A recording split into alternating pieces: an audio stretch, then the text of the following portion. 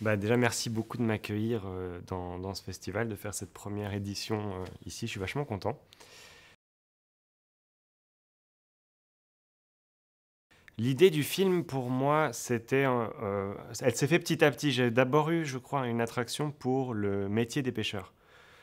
J'ai découvert de manière assez novice vraiment un monde qui était le monde des hommes en mer, et ça m'a fasciné. J'ai eu l'impression qu'il y avait une arène extrêmement cinégénique et une atmosphère potentielle de huis clos avec des enjeux, et l'histoire s'est construite autour du désir premier de faire un film sur un bateau.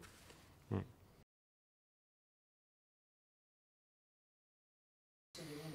Elle est arrivée assez tôt dans le processus d'écriture du scénario. C'est-à-dire que c'était vraiment... D'ailleurs, quand on parle du film, généralement, on ne parle pas du tout de l'arrivée du corps. Pour moi, dans les magazines ou les résumés du film, ça va être marqué, c'est l'histoire de pêcheurs qui hésitent à partir braconner, qui est la première frontière qu'ils franchissent, une sorte d'illégalité.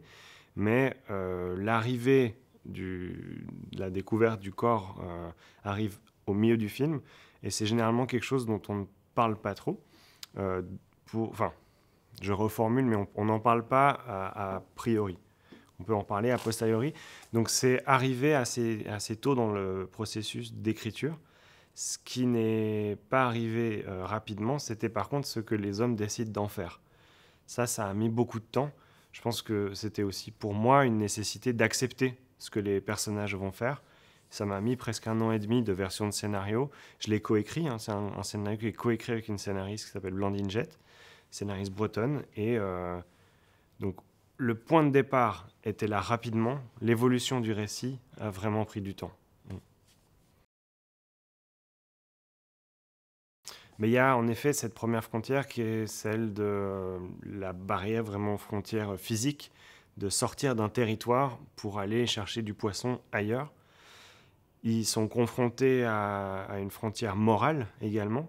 De décider de faire ça, ça veut dire finalement voilà, et de potentiellement abîmer la ressource de demain pour nourrir un besoin aujourd'hui.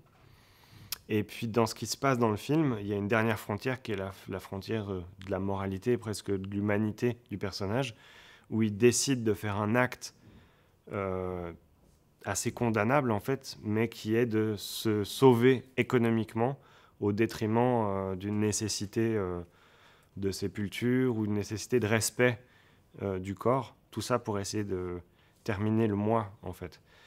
Euh, les marins pêcheurs aujourd'hui sont confrontés à une réalité vraiment très complexe. Ils ont des problèmes avec l'écologie, mais il y a aussi des restructurations des frontières. Le Brexit, par exemple, a vraiment redistribué les zones de pêche françaises. Là, le 15 octobre, donc aujourd'hui, c'est vraiment, il y a la fin d'un subside économique par rapport au carburant.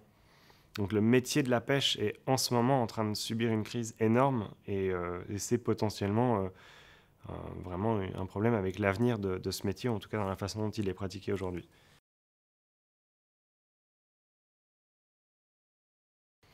Alors le casting est constitué d'un joli mélange.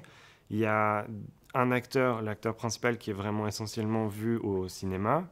Il y a des acteurs qui sont ses collègues qui sont et dans le cinéma et dans le théâtre issus de la Bretagne.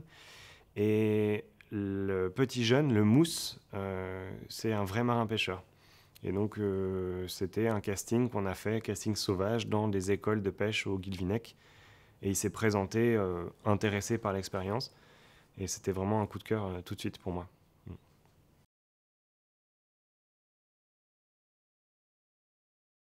Ben pareil, ça a été un processus. J'ai une directrice de casting qui s'appelle Sonia Larue, qui a travaillé en région Bretagne. Le comédien principal, je l'ai contacté vraiment assez tôt, 1 an et demi avant le tournage. Il y avait une envie de travailler avec lui.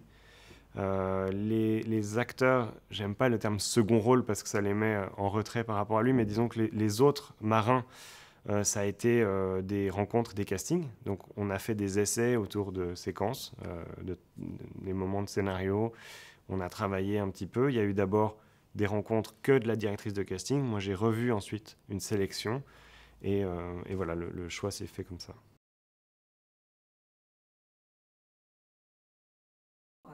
Et oui, j'ai plusieurs projets en cours. J'ai un autre court-métrage qui sera produit en Suisse, que je suis en train de préparer. On est en phase de financement. J'espère le tourner l'année prochaine. Ça s'appelle Papa Perché. Et je commence l'écriture d'un long-métrage qui est une adaptation en long-métrage du court Les Silencieux. J'ai eu l'impression que j'ai pas fait le tour de cette histoire, des films sur la mer et sur ce bateau. Et donc voilà, je me relance dans cette aventure.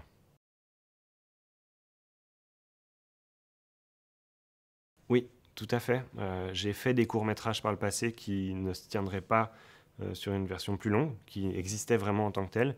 Et ce film-ci, j'ai la sensation qu'il y a une telle richesse dans ce métier, dans ce milieu et dans le dilemme que rencontrent les personnages que j'ai voulu vraiment voilà, aller creuser encore, essayer de tirer cette matière qui me semble fertile.